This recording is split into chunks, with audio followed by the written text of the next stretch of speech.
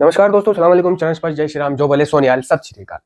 दोस्तों, नशे से पूरी तरह दूर रहने के इस कार्यक्रम में नशे से पूरी तरह दूर रहने के इस कार्यक्रम यानी नारकोटिक्स एनोनिमस का जो कार्यक्रम है, ये पूरी तरह दूर रहने का नशे से कार्यक्रम है। ऐसा नहीं है कि इसमें थोड़ी बहुत इजाज़त है आपको कभी-कभी नशा करने की या छोटा-मोटा कोई चाटने की नशा या एक आध दम लगाने की, नहीं। वो इसलिए क्योंकि एडिक्ट की जो बॉडी होती है, एडिक्ट को जो बीमारी होती है, बीमारी जो नॉर्मल लोगों को नहीं पता कि इसको बीमारी है, ये सिर्फ़ उसी को मालूम होती है। तो ये जो बीमारी होती है उसकी इस प्रकार होती है कि अगर उसने नशा छोड़ रखा है, तो वो छोड़ रखा है। लेकिन जहाँ भी उसने दूसरा कोई नशा करा, एक के बदले दूसरा कुछ करा या उसको नींद नहीं आ रही है, उसने सोचा चल नींद की गोली खा लेता हूँ, इससे क्या हो रहा है? उसको दर्द हो रहे हैं बहुत ज़्यादा, तो ऐसे में उसको याद आया कि मैं अगर स्पास्मो खा लेता था, तो स्पास्मो से दर्द बहुत रुक जाता था, तो स्पास्मो मेरे एडिक्शन में भी नहीं आता और वो स्पास्मो खा ले और वो ये सोचे कि यार भूख नहीं लग रही है, बहुत दिन हो गए, नींद नहीं आ रही है, तो ऐसा करता हूँ कि भूख के लिए दम लगा लेता हूँ क्योंकि उसे याद आता है दम लगा के गांजा पी के भूख लगती थी। तो ऐसा करूँगा कि सिर्फ़ एक कश लगाऊँगा, जिससे भूख लगेगी और मैं खाना खा लूँगा। तो ऐसा भी उसको इजाज़त नहीं है। अगर वो कुछ भी सोचकर, चाहे वो ये सोचे कि किसी महिला के साथ संभोग करना है और उसको मालूम होता है अपनी मर्दाना ताकत के बारे में, हर किसी को अपनी मर्दाना ताकत के बारे में पता होता है और वो ये सोचे कि महिला के साथ संभोग करना है या गर्लफ्रेंड के साथ आज पहली डेट है और ओयो में जाना है वगैरह-वगैरह, तो क्या करूँ?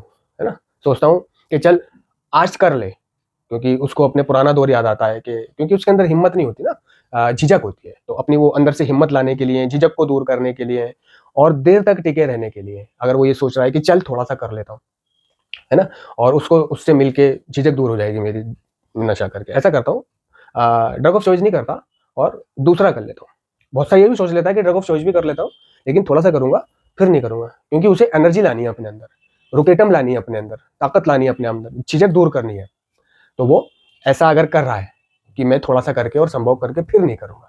यानी चाहे वो कुछ भी सोचकर इसके अंदर, मुँह के अंदर धुआँ या गोली या नशा कोई इतना सा भी उतार रहा है, किसी भी मकसद से, किसी भी उद्देश्य से, तो उसकी बॉडी को नहीं पता है कि तेरा उद्देश्य क्या था, है ना? तेरा उद्देश्य अपनी सेटिंग को खुश करना था, है ना? तेरा उद्देश्य भूख लगाना था, है ना? तेरा उद्देश्य क्या था? ये बॉडी को नहीं मालूम होता है। इस अंतर के बारे में हमारे शरीर को नहीं पता होता है। हमारे शरीर में तो बस अगर कोई भी नशीला पदार्थ गया, एक के बदले दूसरा गया, है ना? चाहे वो एक कश ही क्यों ना गया, चाहे वो एक अल्फ्रेक्स की गोली ही क्यों ना गई, ठीक है? तो हमारी बॉडी, नशेड़ी की बॉडी कुछ इस प्रकार बनी होती है कि जैसे ही पहला नशा उसके अंदर गया, तो उसकी बॉडी जो डीएक्टिवेट पड़ी होती है, यानी एक फेसबुक का अकाउंट जो डीएक्टिवेट पड़ा हुआ है, ठीक है ना? वो एक्टिवेट हो जाता है, उसमें आपने समझ लो लॉगिन कर लिया आईडी पासवर्ड डालकर। ठीक है? अब जब वो लॉगिन हो गया है, तो अब वो सारी दुनिया को आपकी प्रोफाइल दिखने लगेगी। जब तक वो डीएक्टिवेट था तो किसी को नहीं दिख रहा था। एक ड्रैकुला की तरह होता है ये। ड्रैकुला एक भूत हुआ करता था, तो वो ऐसा हुआ करता था कि वो बिल्कुल बेजान लाश की तरह पड़ा रहता था। लेकिन अगर उसके मुँह में थोड़ा-सा खून चला गया, तो वो शैतान बन जाता था।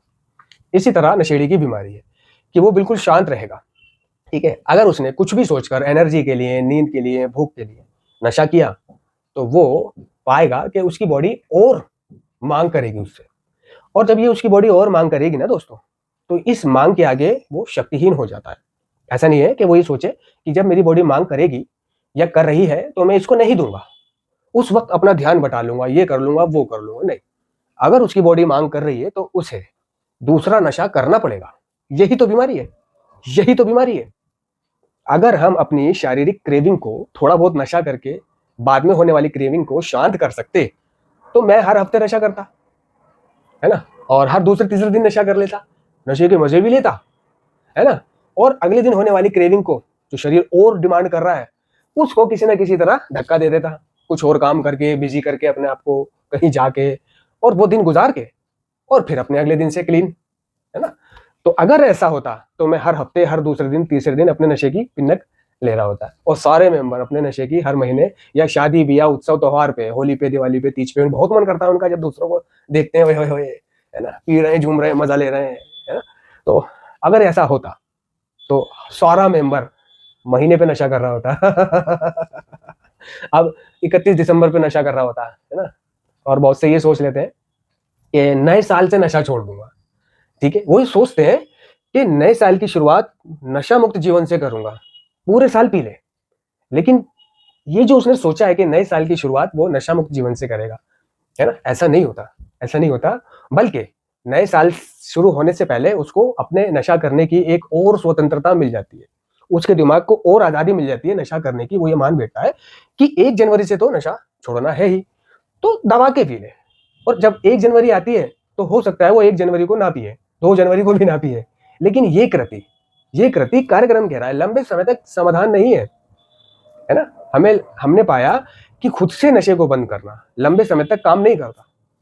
ठीक है, वो पाता है कि यार उससे ऐसा हुआ नहीं, उसने फिर से पी ली, उसने फिर से पी ली। ये तो रही हमारी शारीरिक क्रेविंग का एक हिस्सा, कि शारीरिक क्रेविंग बोलते हैं इसको। अगर हमने पहला नशा, पहले जाम या पहले तिल्ली से नशे की प्रक्रिया शुरू कर दी तो हम उसे अपनी इच्छा शक्ति से रोक नहीं सकते।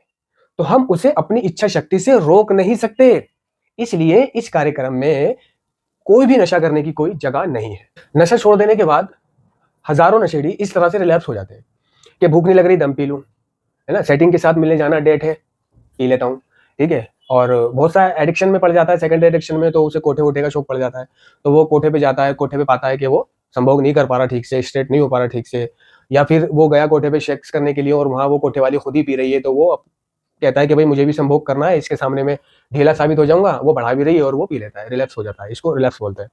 और इस तरह से उसका पतन होना शुरू हो जाता है, यानी वो बैक टू पैमिलियन वापस उसी ग्राउंड में पहुंच जाता है। तो जो नशेड़ी ऐसा सोच रहा है, उसको ऐसे विचार आ रहे हैं, किसी ने कभी लड़की से कोई सेटिंग नहीं हुई किसी की और अचानक हो गई, है ना, उससे मिलने के लिए उसे हिम्मत जुटानी है, तो उसका ध्यान जाता है कि मैं नशा कर लूं, उसके साथ संभोग करना है तो उसका ध्यान जाता है कि मैं नशा कर लूं। उसको भूख नहीं लग रही है, उसको नींद नहीं आ रही है, उसके दर्द हो रहे हैं, तो उसको ध्यान जाता है कि कैप्सूल खा के दर्द दूर हो जाता था, तो वो तो ये सोच करके कैप्सूल खा लेगा कि दर्द दूर हो जाएगा।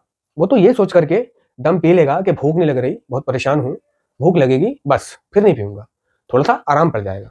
तो वो ये सोच करके, पॉजिटिव सोच के, यानी उसकी नज़रों में ये पॉजिटिव है, वो ये पॉजिटिव सोच के नशा कर लेगा।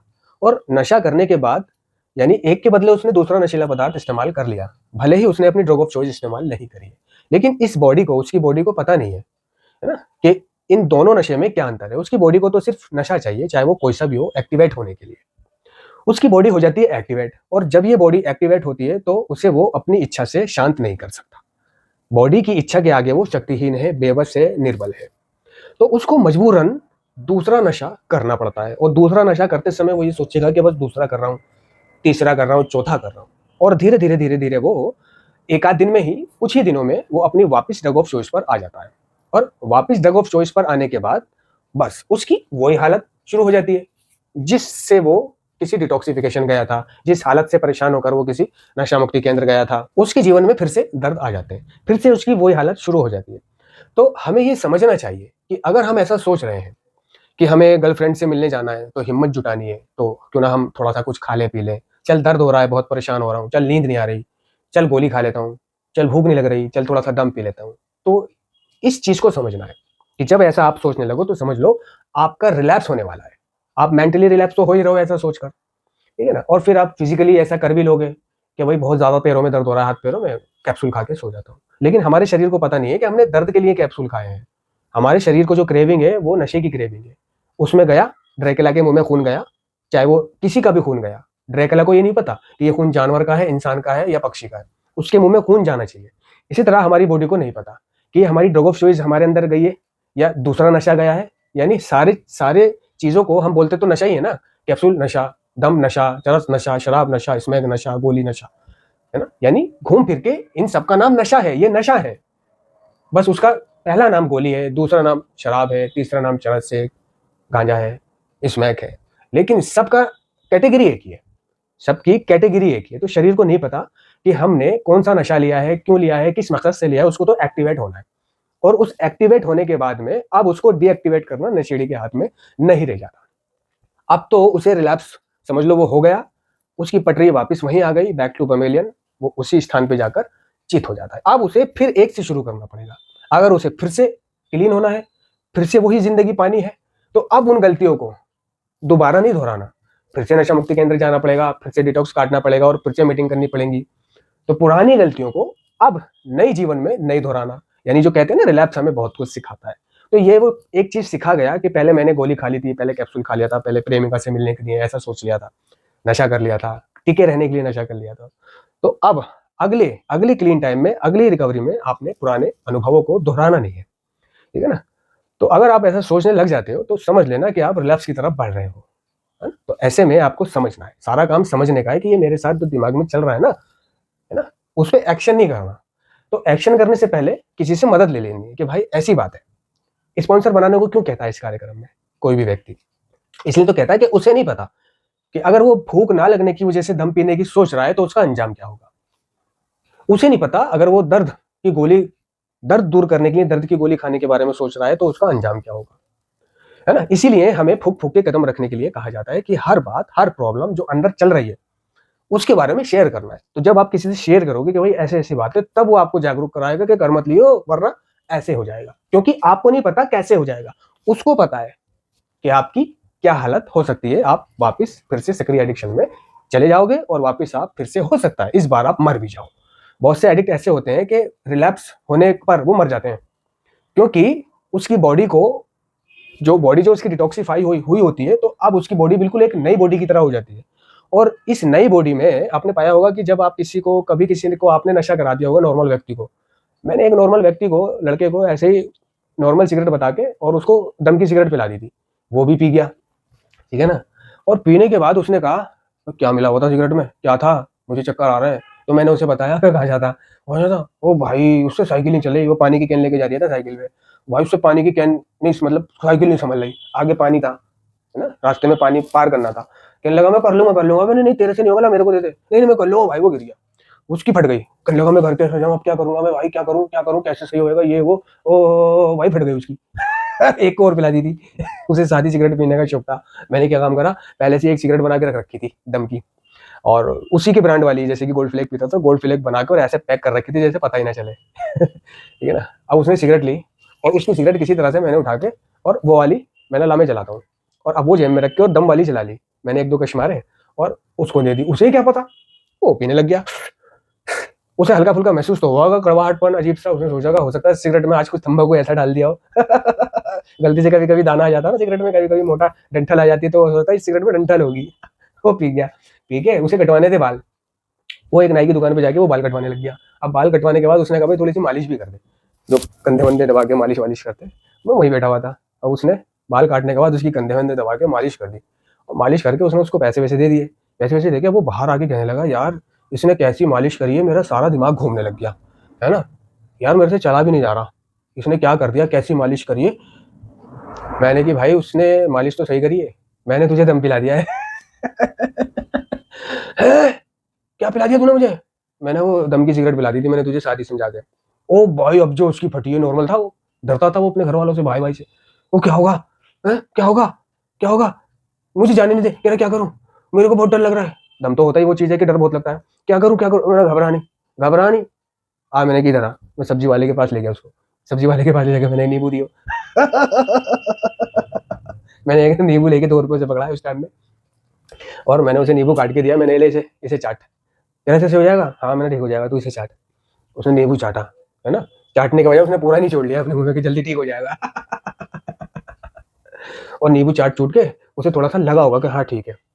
मैंने कि रुक जा 1 मिनट, बाल वाल उसके सही करे। मैंने अब ठीक है, अब चला जा, अब कोई टेंशन नहीं है, कोई एक्टिविटी ऐसी मत करियो, अब तू ठीक लग रहा है। कह रहा हाँ अब ठीक है। ये वो, यार ये तूने क्या कर दिया, ये तूने करना नहीं चाहिए था। तो सिर्फ एक ही दम में, एक ही 2 कशों में ही, 3 कशों में, आधी सिगरेट में ही उनकी इतनी फट गई, इतनी बुरी हालत हो गई, है ना।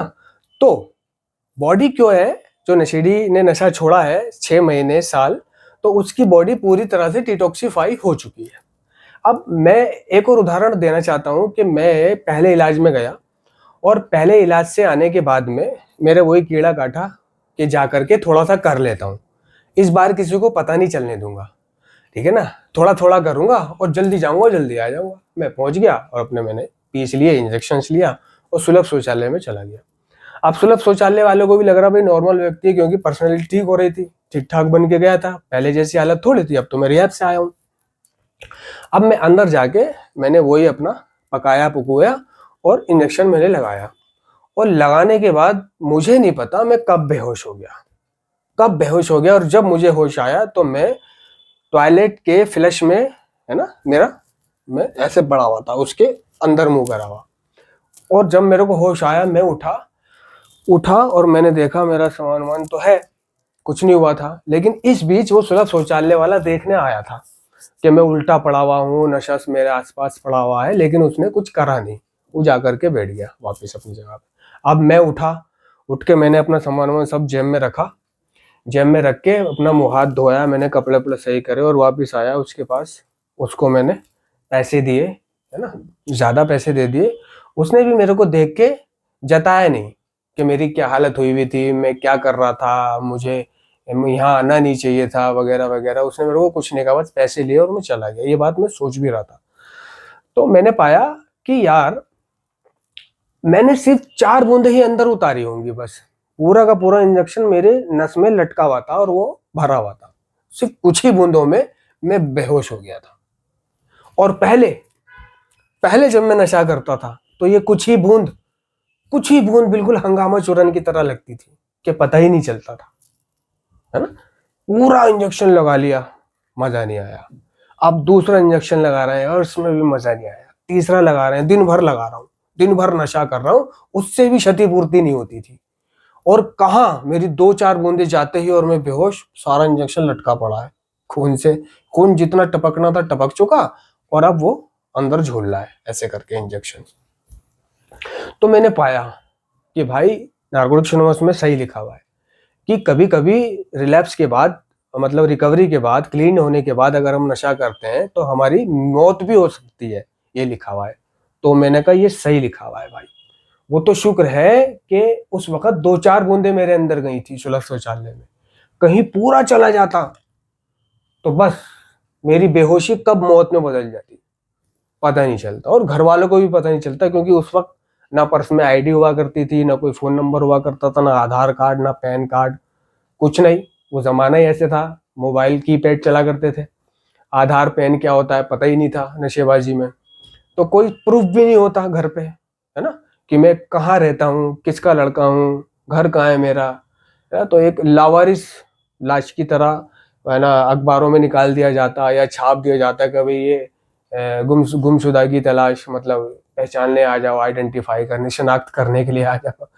या न्यूज व्यूज में दे देते, कौन दे रहा है न्यूज व्यूज में, बस ऐसे ही कुछ पोस्टर वोस्टर छाप देते, एक दो से पूछ पाल लेते, दिखा दुखो लेते और लावारिस लाश घोषित करके और फेंक देते मेरे को, है ना। मेरी बॉडी पार्ट्स वगैरह निकाल लेते पोस्टमार्टम वाले और अपने उन्हें बेच बाच देते और मेरा हाल हो चुका होता पूरा, है ना। तो कभी कभी नशा हमारे लिए जो है ना मौत भी साबित हो सकता है। तो नशा छोड़ने के बाद में भाई, अगर 6-7 महीना नशा छोड़ दिया, उसके बाद अगर आप नशा कर रहे हो तो ये मान के चलना, खास तौर से अगर आप अपनी ड्रग ऑफ चॉइस कर रहे हो। अगर आप ये सोचो कि चल मैं ड्रग ऑफ चॉइस नहीं कर रहा हूँ, ड्रग ऑफ चॉइस से मृत्यु होगी मेरी, नॉन ड्रग ऑफ चॉइस से मृत्यु नहीं होगी। लेकिन एक दिन आप ड्रग ऑफ चॉइस पे आओगे तो सही, नॉन ड्रग ऑफ चॉइस पर आप रुक ही नहीं पाओगे, ये तय है, ठीक है ना। तो भाई जागरूक हो जाओ, to be aware is to be alive, जागरूक रहना ही जिंदा रहना है ना। तो आजकल बॉडी ऐसी हो गई है नशेड़ी की नशा छोड़ने के बाद में कि पूरी तरह से डिटॉक्सिफाई हो गई है। अब उसमें नशा उतारने का मतलब है मौत। अगर मौत नहीं भी हुई तो रिलैप्स तो हो ही जाएगा, ठीक है ना। आध्यात्मिक मौत भी हो जाती है, कार्यक्रम कह रहा है कि जो लोग इस बीमारी से नहीं मरते वो कैदखाने में, संस्थाओं में, है ना, या पूरी तरह मायूसी में चले जाते हैं। जो नहीं मरते, एक तो मर जाते हैं, कोई कैद खाने पहुंच गया, कोई संस्था पहुंच गया, तो कोई पूरी तरह मायूसी में चला जाता है ना। तो बचाओ अपने आप को, रिलैप्स होने से बचाओ। रिलैप्स आपकी जान भी ले सकता है। और अगर आप ऐसा सोच रहे हो कि आप थोड़ा सा नशा कर लोगे और फिर उसे रोक दोगे, तो यह आपकी गलत फहमी है।